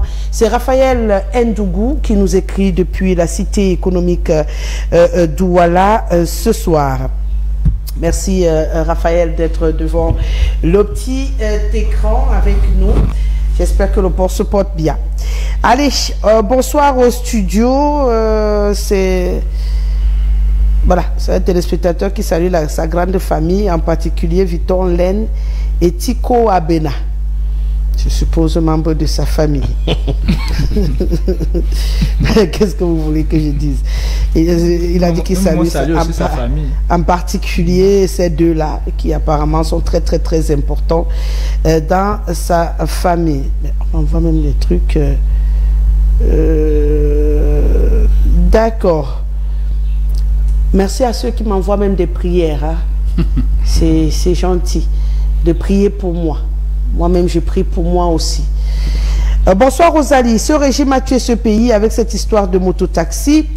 La mototaxi a déjà développé quel pays? Alphonse Pokem depuis Yaoundé. Rosalie, lorsque le DGSN nous parle de double identité, je pense qu'il s'est avancé une fois sur la deuxième thématique, avec des Camerounais qui font des années sans CNI. Pourquoi ne pas afficher dans les postes d'identification les listes des individus à double identité? On doit être sérieux dans ce pays. Comment expliquer que dans les banques, on reçoit sa carte quelques jours après la demande? Ne s'agit-il pas du même système informatique? C'est Alphonse Pokem qui a pris l'avance sur notre prochain sujet. Bonsoir Madame Rosalie. D'après moi, ce qui crée le crash entre la police municipale et les mototaximens, c'est la frustration. Lorsque vous savez que vous avez des diplômes et n'arrivez pas à trouver du travail car la moto est sa seule source de revenus, lorsqu'ils se sentent menacés, ils sont obligés d'être violents. C'est Emmanuel Claude qui nous écrit depuis l'Orpaume. Ouah! Une tenue arc-en-ciel attendant la pluie pour dépoussiérer la cité dans ses misères et malheurs managériales. Encore Kungaba de Sofadon Finish, très décontracté en ce mercredi. Sincères condoléances à toi, bro. On t'a envoyé critiquer le riz du ministron commercial. Metienge, admiratif de la rose républicaine omniprésent sur différents plateaux, mieux je passe. Awon, le juristron dans un jaune éclatant qui revient dans les lamentations de Saleki, dans une forme de neige poussiéreuse, mieux aller chez les blancs dans une neige blanchâtre. Mange du ginger, papa, ça va aller. Mon ami Obama, le grand enseignant, dans son sel poivre, a dynamité les étudiantes et surtout Rosalie. C'est Thomas Massok qui réagit maintenant au sujet. Il se passe des guéguerres entre Ben Skinner et policiers municipaux. Rappelez-vous l'an dernier, ce Ben Skinner et son client écrasés par un camion du côté des Toudi. Hier, l'horreur a changé de camp où un policier municipal s'est fait latter le crâne pour le pays des allongés. Je pense que de ce côté-là, la dernière information que nous avons, c'est qu'il était juste évanoui et qu'il va bien. La police municipale a ses tâches bien établies pour le bon fonctionnement en sûreté, sécurité et salubrité de la commune urbaine. À nos Ben Skinner de respecter les zones de chargement et déchargement des clients, y compris les différents points de circulation pour éviter les tensions. Malheureusement, les Ben Skinner, les Ben skieurs les accusent de rançonnement. Et la police municipale les trouve indisciplinés jusqu'à confisquer les motos que ces derniers achèteront à vil prix aux enchères. J'ai été surpris l'année dernière d'être à Douala un week-end dans la zone des hydrocarbures où pendant mon séjour, je n'ai pas vu une moto venir déposer un client. Faisons preuve d'éducation civique et morale pour la bonne marche de notre cité.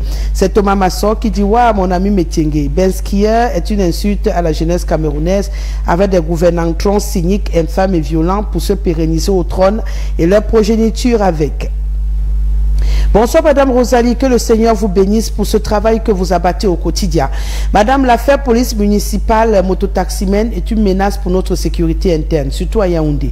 En effet, la confrontation entre les deux corps souvent fait suite aux raquettes, mais pas de la volonté ou du refus d'exercer un ordre. Aussi, j'attire l'attention de nos autorités sur le fait que beaucoup d'étrangers exercent aisément dans ces deux corps et sont une menace réelle pour la sécurité des citoyens que nous sommes. Bonne année à mon enseignant, le professeur Messanga, sur votre plateau. C'est Amadou qui nous écrit depuis Yaoundé. Bonsoir la diva du micro et à ton riche panel. Waouh, mon cœur saigne quand je vois souvent ces bandits de la police municipale arnaquer les mototaximènes et bien d'autres usagers avec violence. Et c'est comme ça qu'ils sabotent les véhicules de façon sauvage. À mon avis, je pense qu'on doit bien éduquer ces gens et leur dire qu'ils doivent être comment ils doivent être sur le terrain. Ces gens ont encore des classes à faire. Un mototaximène qui a souffert pour acheter une moto et quelqu'un vient s'arroger de ça gratuitement sans qu'on ne l'inquiète. Il faut qu'on forme bien les agents de la police municipale et les mototaximènes également. Bonne émission à vous. C'est Eloué qui nous écrit depuis Ezeka ce soir. Bonsoir à vous sur le plateau. Le problème qui se pose, c'est le manque de professionnalisme. Dites-moi quel est le rôle véritable d'un syndicat de mototaxi ou de la police municipale dans la ville. Au lieu de défendre les intérêts des motomanes et mettre la discipline, amener les uns et les autres à se réglementer, ils vont plutôt créer ce réseau pour les arnaquer, pour arnaquer les citoyens. C'est ça le problème. Bonsoir Rosalie, il y a tout ton panel. Vraiment, je suis d'avis avec le professeur Eléonce. Le monsieur du R vient frustrer en posant la question de savoir ce qu'un doctorant est en de faire comme travail. C'est en connaissance de cause que monsieur a posé sa question, justement parce qu'ils ont tout verrouillé, tout pour eux, rien pour les autres. C'est Docta depuis Garoua Boulaye qui nous écrit: bonsoir Rosalie. Rosalie, tu vas m'excuser, mais je crois que l'ami Métiengue est atteint d'une hémiplégie intellectuelle. Il raisonne avec une partie de son cerveau et l'autre moitié est embrigadée par la discipline du parti. Lui-même, il sait. C'est M. Zigli qui dit que tu ne nous dis pas tout. Tu connais ce que tout le monde dit parce que tu vis ça, mais une partie de ton cerveau est bloquée par la discipline du parti. Alors c'est pourquoi tu ne dis pas tout. C'est ce qu'il dit. Je t'explique seulement ce qu'il a dit. Il est dans mon cerveau. Apparemment. Les Camerounais sont forts. Hein. Apparemment, il est dans ton cerveau et il a vu la partie qui est... Et il a vu la partie qui est bloquée. Je crois que certainement il doit avoir la clé aussi. La partie qui est bloquée, il faut débloquer. Il faut débloquer. Alors, on va poursuivre cette émission juste après la transition.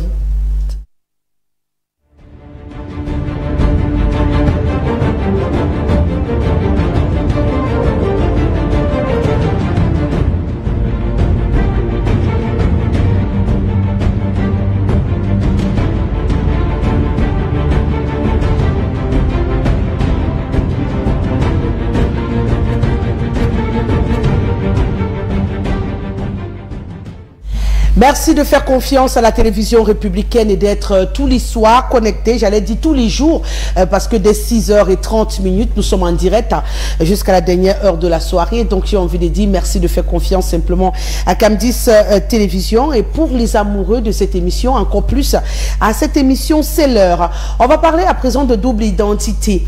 Je le disais à l'entame de cette émission, d'après la DGSN, 3,5 millions de cas de double identité ont été enregistrés parce qu'on le sait à la dernière sortie du délégué général à la sûreté nationale, il était question justement de trouver des solutions parce qu'ils ont constaté, c'est l'expression qu'il faille peut-être utiliser, que beaucoup de Camerounais, Jacques Léon Sawono, avec ce problème de double identité après ce qui causait qu'ils n'obtenaient pas le carte. Et il y avait une priorité à résoudre ce problème et ça créait beaucoup de débats. Il y en a qui trouvaient que ce n'était pas ça la raison. Et là, on a des chiffres, 3,5 millions de Camerounais en situation de double identité. Comment c'est possible? Bon, c'est beaucoup pour un pays. Oui. Ça veut dire qu'on a beaucoup de combats et tout le reste dans ce pays à ce point. C'est beaucoup. On a beaucoup de fraudeurs. Il faut questionner la personne qui a comptabilisé les gens qui ont... Vous pensez que c'est moins? Bon. peut-être, ça dépend de... On peut expliquer ce chiffre? Moi, je ne peux pas l'expliquer. Je peux vraiment pas l'expliquer. Pour vous, il est fort. Pour moi, il est fort. Et pour moi, le problème de la double identité est peut-être pertinent, mais n'est pas le souci en question. Parce qu'il est question de délivrer le cadre national au Camerounais. Lorsqu'on nous sort souvent ce problème de double identité, il est peut-être pertinent, mais il n'est pas tout le problème. Bon, pour l'instant, c'est le problème, cet axe du problème qui nous intéresse. Je n'ai pas dit que c'est tout le problème. Hein. Je tiens déjà à le préciser. Je n'ai jamais dit que c'était tout le problème. Oui, mais c'est cet axe qui nous a intéressés pour ce soir. Maintenant, il faut chercher à savoir qu'est-ce qui peut pousser un Cameroun à avoir plusieurs identités. Nous savons que nous sommes dans une société qui, c'est pas évident d'avoir un emploi. Beaucoup de jeunes sont parfois obligés de renaître pour essayer de continuer à aspirer à avoir un emploi. Dernièrement, on a eu le MINDEF a dernièrement supprimé beaucoup qui avaient ce problème-là dans l'armée. Donc, c'est beaucoup plus les jeunes. Si déjà, on parlait de plus de 1000 là-bas, donc ce chiffre peut être acceptable si déjà, en un concours de l'armée, on a pu avoir plus de 1000 en situation de double identité. Vous comprenez que ce chiffre peut être raisonnable. Mais maintenant, dans la fabrication des cartes nationales, qu'est-ce qui fait que quelqu'un comme moi, par exemple, j'ai fait ma première carte, elle est sortie, et depuis lors, les autres ne sont plus jamais sortis. Est-ce que je serais aussi en situation de double identité? Là, je ne comprends pas. Comment est-ce qu'on explique que vous faites une première carte qui sort, maintenant les autres que vous faites après, avec les mêmes informations, rien n'a changé, les autres ne sortent plus? Est-ce que là, parce que vous avez fait une autre carte, vous êtes en situation de double identité, est-ce que il serait donc mieux qu'on nous fasse une carte pour toute la vie, pour qu'on ne soit plus en situation de double identité? Parce que là, on ne comprend plus trop quelle est véritablement la situation de double identité. D'accord.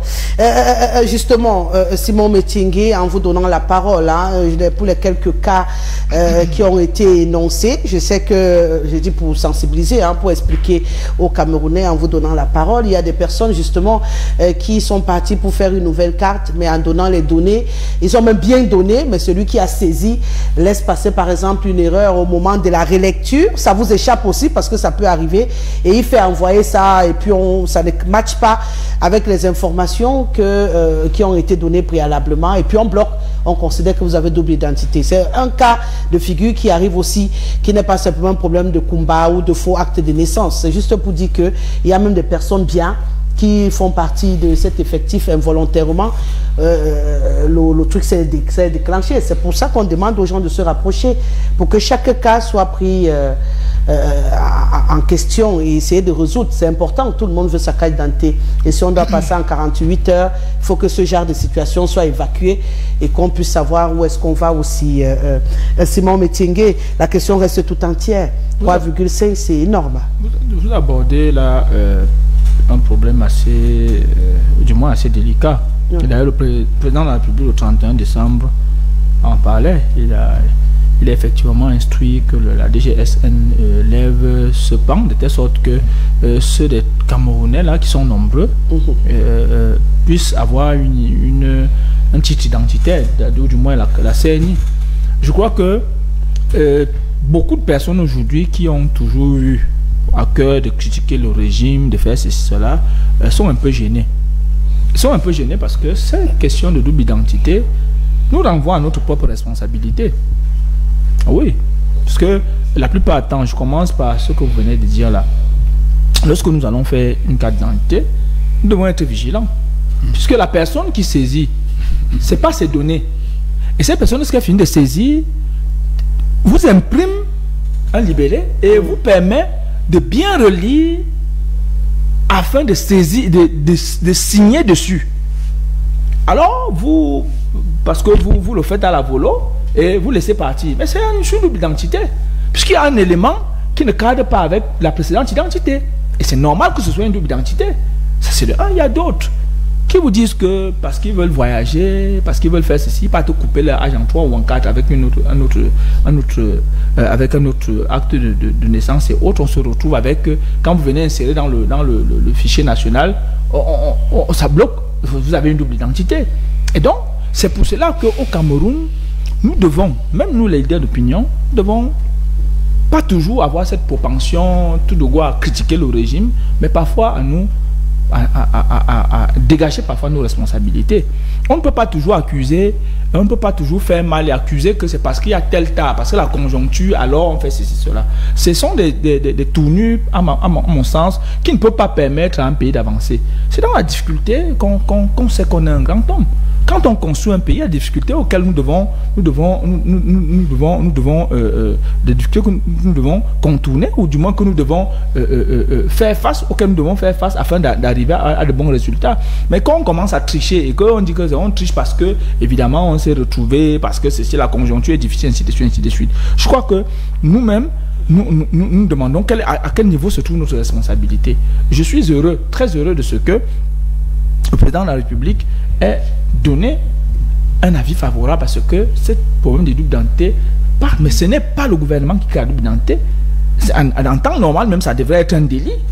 Parce que vous choisissez, vous avez une identité première, après vous partez créer une autre identité, et après vous mettez ça sur le dos du gouvernement. Bon, je m'imagine que, peut-être, on va demander à tout un chacun de choisir son identité définitive. Que bon, entre 22 ans et 35 ans, tu préfères quoi? À vous de choisir. Si et puis il dit je préfère 21 ans, voilà, lui donne 21 ans. Je m'imagine. Mais tout ça pour que chaque Camerounais colle à une identité encore. C'est ça dont il est question. Mais reconnaissons-le, c'est une responsabilité qui est la nôtre en premier lieu. Et si on n'est pas conscient de cela, alors on aurait à la tête de l'État Dieu lui-même, qu'on aura tous des gens qui vont dire que c'est la faute de Dieu parce que nous, on n'a rien à nous reprocher. On se remet en question sur ce coup, Lionel Koungaba, et on essaye de trouver des solutions pour que ce chiffre disparaisse de nos statistiques, ou bien? Alors, Rosalie, je ne vais pas être d'accord avec Simon. Je suis d'accord, vous ne pouvez pas être d'accord avec moi. Parce que l'état civil dans un pays, la responsabilité de la sécurisation de l'état civil dans un pays incombe à l'État. Et lorsque vous ne sécurisez pas l'état civil, c'est ça qui va permettre aux citoyens d'avoir voire double, triple, quadruple identité. Voyez-vous, nous avons une structure qui a été mise sur pied, qui est chargée d'informatiser, de sécuriser l'état civil. Ça fait depuis des années que le BUNEC fonctionne, mais jusqu'ici on continue à nous donner les bouts de papier remplis au bic, signés. Parfois quand vous repartez dans ces mairies là, vous ne trouvez pas les souches. Je vais vous dire que ces situations d'irrégularité ou de double identité que nous déplorons aujourd'hui ont fait les gens lorsque les Camerounais ont commencé à souffrir. Souffrir parfois parce qu'il faut trouver un emploi. Parfois on se retrouve que le concours est arrivé et que l'âge a dépassé. Parfois on a redoublé certaines classes. Moi je ne veux pas justifier ça, mais je donne un peu les causes qui ont permis à ce que certains s'y lancent. Certains ont dit qu'ils voulaient jouer au football, il fallait réduire l'âge. Certains ont dit qu'ils voulaient voyager et tout. Il fallait peut-être prendre le nom, parce que la double identité, c'est pas seulement l'âge. Il y en a qui ont changé de nom. Il y en a qui ont changé le lieu de naissance. Il y en a qui ont changé également l'âge de naissance ou parfois même le nom des parents. C'est tout ça qui fait l'ensemble de la double identité. Sauf que il n'y a pas assez de communication de la DGSN sur les modalités de reprise de sa vraie identité ou de la nouvelle identité. Parce qu'il y a des procédures qui sont lancées. Quand vous allez au centre, vous faites une demande d'annulation de l'un des doubles identités au DGSN, qui transmet au Centre national de production de titres identitaires.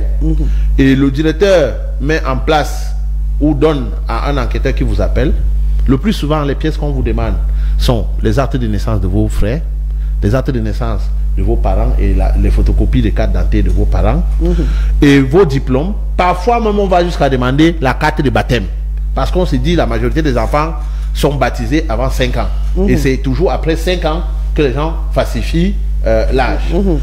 Maintenant, les Camerounais n'ayant pas ces informations là ne savent pas qu'il faut aller, parce que moi étant à Yaoundé, je me suis rapproché de la DGSN parce que j'avais des proches qui souffraient de ces choses. Il y a que c'était vous. Non, j'avais des proches qui souffraient de ces choses. Je me suis rapproché de la DGSN où on a dit voilà la solution. Et ils ont été satisfaits. Ils sont passés en face des enquêteurs qui ont enquêté et qui ont même appelé les membres de la famille pour poser les questions concernant l'âge des différents. Donc ça veut dire qu'en fait on prend le vrai âge en fait. On prend le vrai âge. Donc vous ne choisissez pas. Vous ne choisissez pas. Peut-être maintenant avec les dispositions qui ont été prises pour... Non, moi quand je dis personnellement, je crois, je ne dis pas ce avec le nouveau système, peut-être qu'on va pouvoir demander à quelqu'un de choisir quel âge pour pouvoir assainir. Mais avant on ne choisissait pas. Avant on ne choisissait pas, on vous donnait votre âge.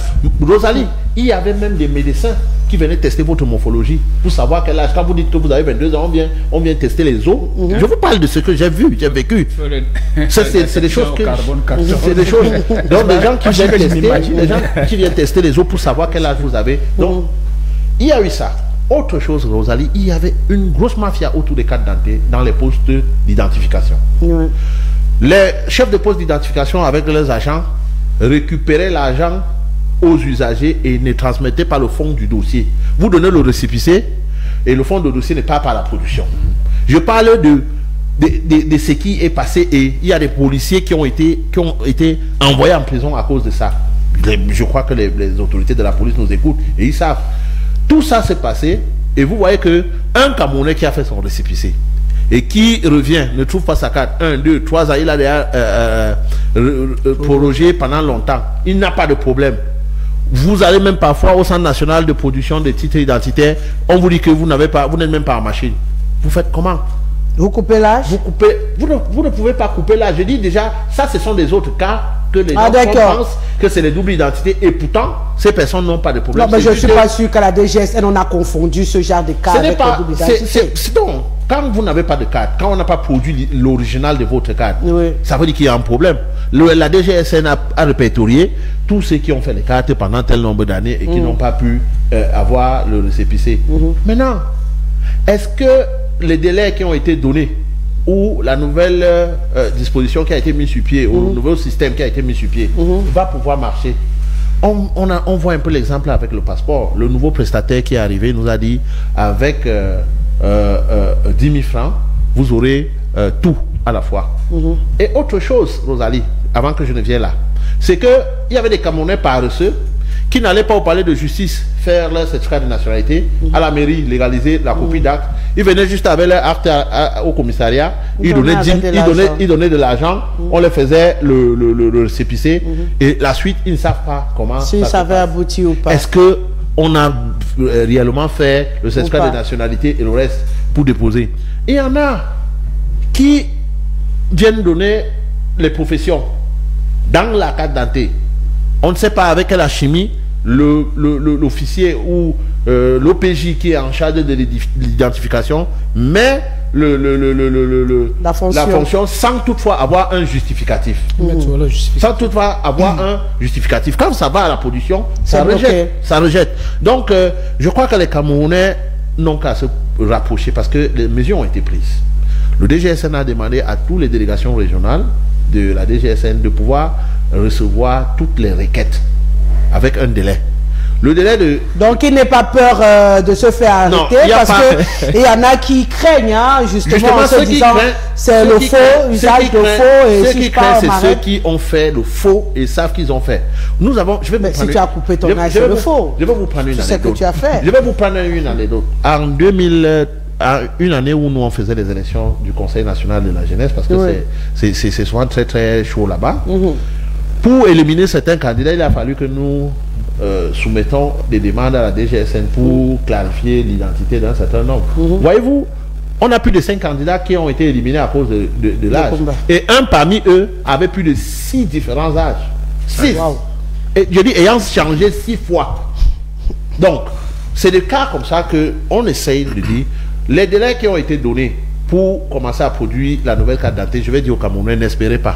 Parce que le centre de production est encore en construction et les travaux en regardant en tant que profane, les travaux sont encore peut-être à 40% effectués. Parce que c'est visible pour tous les Camerounais. Ceux qui veulent savoir, c'est situé derrière le centre de production de passeports à Etoudi. Donc, vous passez là, vous verrez que le chantier est encore très prématuré pour qu'on nous dise que les cartes seront produites cette fin d'année. C'est commencer ailleurs. Non. Ça peut être ailleurs aussi. Quand on parle de production sécurisée, il y a des machines qu'on installe et qui ne peuvent plus quitter. Les productions sécurisées, ce n'est pas les trucs qu'on fabrique par-ci, par-là. D'accord. Quand vous voyez le centre de production de passeports, par exemple, c'est là, les machines sont là, c'est des choses sécurisées. Maintenant, vous aurez une carte d'identité sécurisée qui va vous permettre que quand on scanne la puce qui est sur la carte, on va pouvoir voir les informations plus détaillées comme nom du papa et tout le reste. D'accord, professeur. Tout le monde se met au pas ou on reste sceptique, on se dit quoi? On ne part pas, c'est dénoncé de peur d'être séquestré. Parce que tous ceux qui m'ont approché, c'est la crainte. Tout le monde s'est dit, voilà, Kungaba nous rassure, allez-y les gars, allez-y, même si tu as 6 âges. Bon, on va prendre le premier âge. Qui a été donné aux Camerounais. Oui, on va prendre le premier âge. Ça veut dire que si tu travailles en ce moment avec 20 ans et que tu as 35 ans, sache que tu auras désormais 35 ans. Tu vas te rapprocher de la retraite. Oui, professeur. Je voudrais dire que ce phénomène est ancien. Et presque instinctivement, lorsque vous avez pris la parole, vous avez parlé de Kumba. Oui, c'est l'expression. Oui, justement, c'est une expression qui est ancienne, qui est avant le renouveau. Il faut le dire. Quand nous étions enfants, à l'école primaire déjà, on parlait déjà de Kumba. Mais on savait que ce n'était que là-bas, il fallait se déplacer pour Kumba. Pour faire ça. Pour faire ça. Bon. Maintenant, on fait partout. Le vrai problème, c'est que c'est le Kumba, à diffuser dans l'ensemble du pays. C'est partout maintenant. Et ça pose un problème. Moi, mes enfants ont été victimes de ce phénomène, pas de double identification, mais d'actes de naissance sans souche. Voilà. Moi-même, je n'étais pas au courant, je ne savais pas que leurs actes n'avaient pas de souche. Mais j'ai dû aller, de passer au tribunal pour ça, pour qu'on leur attribue des actes authentiques qui n'ont pas changé l'identité. Et c'est conforme à leur diplôme qu'ils avaient déjà eu avant. C'est simplement que comme l'acte n'avait pas de souche, on leur a donné maintenant une légitimité et une légalité, n'est-ce pas? Donc, il y a aussi ce phénomène, c'est-à-dire que certains centres spéciaux d'état civil étaient gérés de manière assez, comment est-ce que je peux dire? Archaïque. C'est-à-dire que l'officier, vous alliez de bonne foi établir un acte, on vous établissait l'acte, vous pensiez que vous avez un acte. Mais on vous établissait même l'acte de décès. Parce que bon, non, je parle de l'acte de naissance. Non, quelqu'un avait carrément eu l'acte de décès. Alors qu'il vivait encore. Place de l'acte de naissance. Non. Bon, mais c'est ce qu'il dit. Mais moi, je parle de l'acte de naissance. Donc, vous pensiez que vous avez un acte de naissance normal jusqu'au moment où vous vous rendez compte que... Donc, pour certains, il y a eu des raccourcis. C'est-à-dire qu'au lieu de passer par un tribunal pour qu'on vous établisse un jugement, oui, mais il passe par un autre officier d'état civil pour faire un autre acte de naissance, un autre Kumba. Donc ça crée un Kumba dans le Kumba. Oui, ça crée un problème et ça peut être objet de double identité. Oui, parce que déjà les numéros des actes sont différents. Voilà. Même si toutes les informations sont identiques. Oui. Bon, alors, lorsque dans ce cas-là, on reproduit, je pense que c'est que quand c'est au tribunal, quand même, on fixe les données de manière légale. Donc, ça fait... Alors, ça traduit toujours ce qu'on a dit au premier sujet. C'est-à-dire que comme le principe général est un principe de falsification de tout, tout est faux. Lorsque vous avez dans un pays où on dit que, bon, par exemple, que si vous voulez être sénateur, vous voulez être député, il ne faut pas avoir la double nationalité et qu'on a des gens qui passent quand même par les mailles avec les doubles nationalités. Bon, c'est les triples nationalités. Donc, ça fait, bon, je ne sais pas. Mais cherchez vous-même. Ce sont vos camarades. Non, aucun de mes camarades. Je ne sais même pas de quel bord ils sont. Mais non, aucun de mes camarades. Non, c'est mon raisonnement. Je dis, lorsqu'on on les voit constamment aller voter dans les chancelleries. On va permettre au professeur. À ce niveau, lorsque le législateur lui-même peut se trouver dans cette situation, vous comprenez que la machine, l'ensemble de la société ne peut être que malade. Lorsqu'on parle de 3 millions 500, je crois que c'est 3 millions 500, oui. 500 000, c'est plus que la population de certains pays. Lorsque les gens sont dans cette situation, il faut admettre, oui, il faut donc admettre que le problème est un problème très profond. Donc, à ce genre de problème profond, il faut des solutions aussi profondes. Et j'ai dit, il faut restructurer même l'état civil. Ah oui. Il faut restructurer l'état civil. Certains pays n'ont pas de... C'est-à-dire, les sources d'état civil peuvent être variées. C'est-à-dire, ça peut être l'église, ça peut être la mairie, ça peut être... Mais tout cela est harmonisé. Lorsque votre enfant naît dans un hôpital, on ne devrait pas vous laisser vous-même manipuler les données. C'est-à-dire que la sage-femme qui a accueilli l'enfant relève les données qui sont les données de l'hôpital. Et ce sont les données de l'hôpital qu'on transfère à la mairie correspondante. Et la mairie correspondante transcrit votre acte de naissance. Tout ce qu'on demande aux parents, c'est de donner le nom de l'enfant. En fait, c'est ce qui est officiellement déjà effectif. Mais c'est mis automatique parce que, et puis, il y en a encore qui réussissent à... Admettez que moi, je vous dis que je n'en sais plus grand-chose parce que je n'ai plus de bébé, là, je n'ai même plus d'enfant. Non, je vous le dis, maintenant, quand vous accouchez, on vous remet un bout de papier qui est la déclaration. Et maintenant, vous partez à la mairie qui a été... Non, je dis qu'on ne devrait pas vous remettre. Non, je ne parle pas de déclaration de naissance, je parle d'un... Bon, comment dire? C'est une décharge, c'est une sorte de bout de papier. C'est la déclaration qu'on remet. Non, on ne remet pas à tout le monde maintenant. Je dis que ça évolue au fur et à mesure. On devrait simplement vous donner des références qui vous permettront de reprendre. C'est ce que je dis, ce sont ces références-là. Voilà, ok. Vous partez à la mairie qui est indiquée, parce qu'il y a même une mairie. Quand on vous met la mairie, c'est pour dire que c'est de ce côté que vos données sont acheminées. Mais on imagine un écueil. On imagine un écueil. Oui. C'est qu'il y a encore beaucoup d'endroits dans notre pays où on n'applique pas. Où on ne peut pas avoir le luxe d'accoucher dans un hôpital. Oui. Il faut le reconnaître. Oui. Donc, ça peut aller crescendo. C'est-à-dire qu'on maîtrise déjà les structures médicales qui existent, y compris les centres de santé qui existent dans les villages. Si on applique la même chose dans les centres de santé, il restera donc les quelques localités qui sont encore assez éloignées de ces centres et on pourra maîtriser au fur et à mesure l'état civil. Parce qu'un pays qui joue avec son état civil n'est pas en sécurité.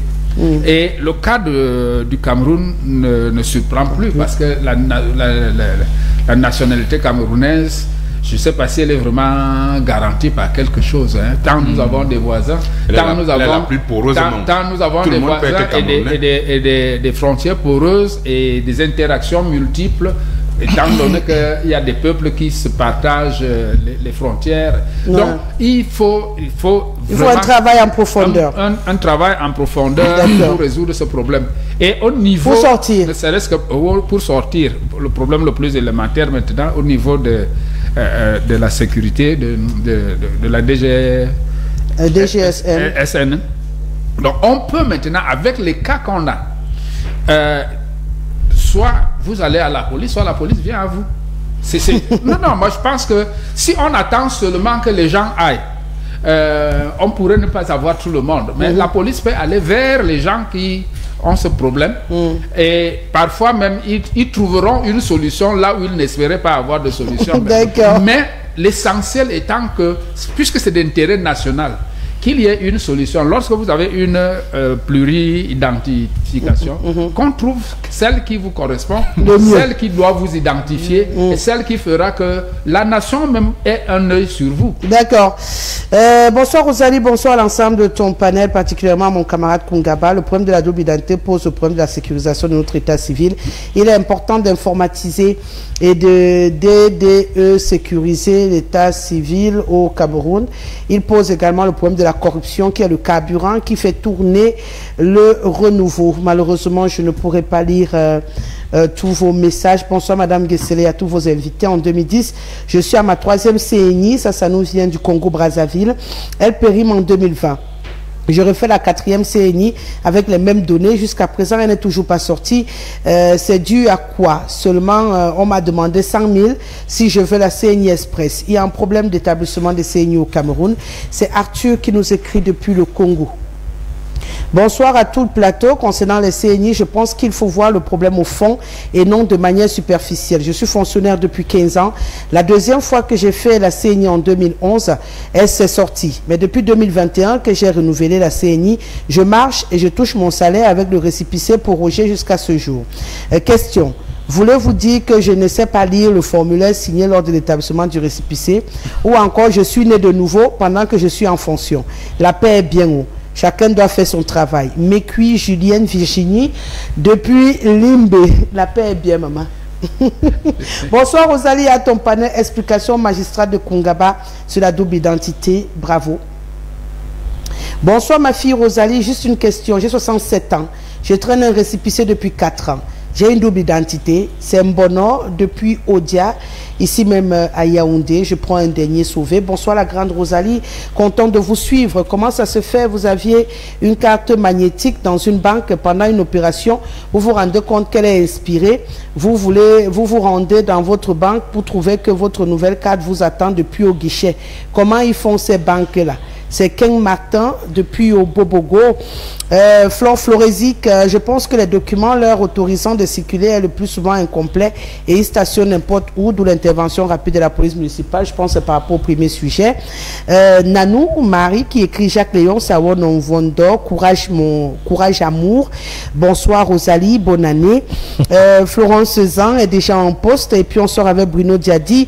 Bonsoir Rosalie et à ton panel. Pourquoi les militants du RDPC veulent toujours nous faire croire que c'est le peuple qui dirige le pays? Ils justifient leur mauvais choix managérial par l'ignorance de certains Camerounais qui doivent donc informer pour qu'on se mette à jour. Voilà, la question est posée. Je pense que vous avez eu toutes les informations ce soir et vous savez désormais comment les utiliser. Merci à vous 4 d'avoir été là. Merci Simon. Merci professeur.